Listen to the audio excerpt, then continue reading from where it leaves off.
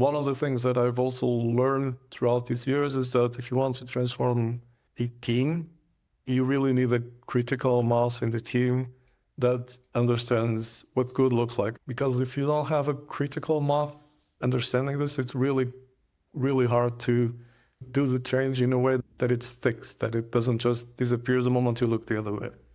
Of course, you can do that progressively. You can have critical mass in one team, train people, and then start moving people to the second team, and so on and so forth. If you want to do a transformation like this and you want to remove 50 or 60% of the organization, you end up destroying the organization, and that's unrealistic, to be honest. Where do you start? I start by making sure that we really know what's wrong with the system before the customer does.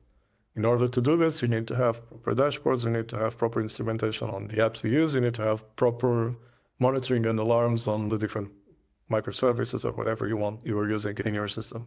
Once you have this, you start to understand where the bottlenecks are, and you have a better understanding of where the problems are. Second, I start bringing people that have a very good understanding of what good looks like in my perspective in terms of quality standards. In general, things that lead to software that is easy to change. And once we start doing this progressively, we will start also building a proper test coverage. When you have a proper test coverage around one part, you can use it's usually called the strangler pattern, and you can isolate one part of the system and start doing changes there.